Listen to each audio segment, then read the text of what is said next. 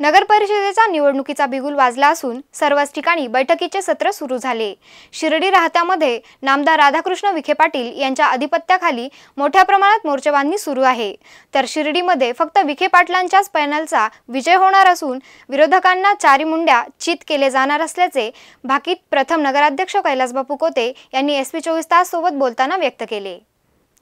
नगर परिषदेचा निवडणुकीचा बिगुल वाजला असून सर्वच ठिकाणी बैठकीचे सत्र सुरू झाले। शिर्डी राहत्यामध्ये नामदार राधाकृष्ण विखे पाटील यांच्या अधिपत्याखाली मोठ्या प्रमाणात मोर्चेबांधणी सुरू आहे। तर शिर्डीमध्ये फक्त विखे पाटलांच्याच पॅनलचा विजय होणार असून विरोधकांना चारी मुंड्या चित केले जाणार असल्याचे भाकीत प्रथम नगराध्यक्ष कैलासबापू कोते यांनी SV24 तास सोबत बोलताना व्यक्त केले। 2001 पासून शिर्डी नगर पंचायतची स्थापना झाली आणि 2001च्या निवडणुकीमध्ये माननीय नामदार राधाकृष्ण विखे पाटलांच्या नेतृत्वाखाली आम्ही जेव्हा सत्तेत आलो तेव्हा अनेक प्रकारची विकास कामं झाली। शिर्डीची सगळ्यात महत्त्वाची पाणी पुरवठा योजना झाली, शिर्डीची भुयार गटर योजना झाली आणि अनेक रस्त्याची उपनगराचे कामं झाले। 2006 मध्ये सुद्धा माननीय नामदार राधाकृष्ण विखे पाटलांच्या नेतृत्वाखाली शिर्डी नगर पंचायत सत्ता येऊन अनेक विकास कामं करण्याचं विकास कामं आम्ही त्या माध्यमातून केलेली आहे आणि 2006 मध्ये सुद्धा शिर्डी नगर पंचायतची निवडणूक राधाकृष्ण विखे पाटलांच्या नेतृत्वाखाली होऊन विखे पाटलांच्याच नेतृत्वाची सत्ता आली आणि ह्या सत्तेमध्ये अनेक विकास कामं केली। अनेक विकास कामं केली म्हणजे काय केलं हे तर मी तुम्हाला सांगितलेलं की भुयार गटर योजना झाली, पाणी पुरवठा योजना झाली, रस्ते झाले आणि साईबाबा संस्थान, शिर्डी नगर पंचायत आणि माननीय आमदार असा त्रिकोणी संगमातून शिर्डीचा विकास करण्याचा आम्ही सातत्याने प्रयत्न केलेला आहे। यामध्ये जे रस्ते होते ते पूर्ण करण्याचा प्रयत्न केलेला आहे, कचऱ्याचा प्रश्न बऱ्यापैकी मार्गी लावण्याचा प्रयत्न केलेला आहे। साईबाबा संस्थांच्या माध्यमातून, माननीय नामदार राधाकृष्ण विखे पाटलांच्या माध्यमातून आणि नगरपंचायतच्या माध्यमातून आम्ही कचऱ्याचा प्रश्न बऱ्यापैकी विल्हेवाट करण्याचा प्रयत्न केलेला आहे।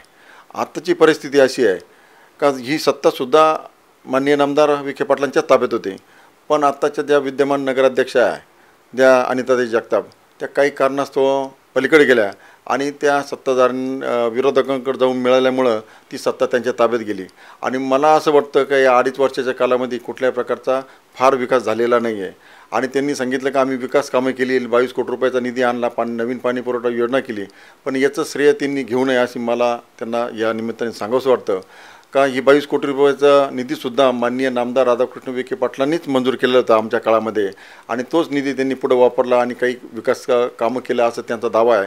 माझं म्हणणं आहे तो दावासुद्धा त्यांनी करू नये या मताचा मी आहे आणि शिर्डीचा कचऱ्याचा जो प्रश्न आहे त्यांना तो पूर्णपणे व्यवस्थित हाताळता आला नाही, त्यामुळे शिर्डीमध्ये डेंग्यूची साथ झाली, चिकनगुन्ह्याची साथ झाली आणि अनेक प्रकारचे शिर्डीकराचा नागरिक असतील किंवा छोटे छोटे मुलं असतील यामध्ये 9 ते 10 मुलं या कचऱ्याच्या प्रश्नामुळं स्वच्छता नसल्यामुळं डेंग्यूची साथ झाली आणि त्याच्यामध्ये दगावलेले हाच मुळात विषय आहे।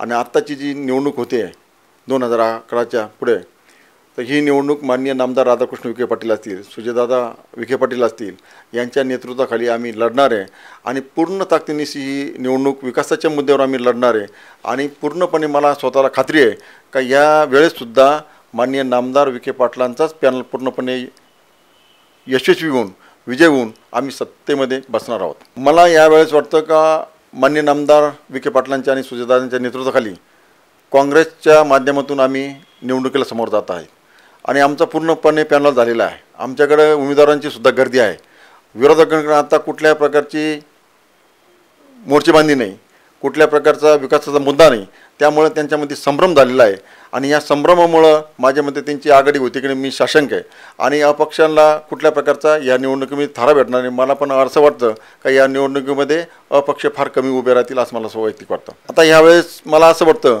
का काँग्रेसमध्ये ज्यांना उमेदवारी नाही भेटली तर त्यांना थोपवण्याचं काम माननीय नामदार साहेब आणि राधाकृष्ण विखे पाटील किंवा आम्ही ते करण्याचं करू आणि शक्यतो त्यांना पलीकडे म्हणजे जे युती असेल तिकडं थोपण्यासाठी त्यांना विनंती करू।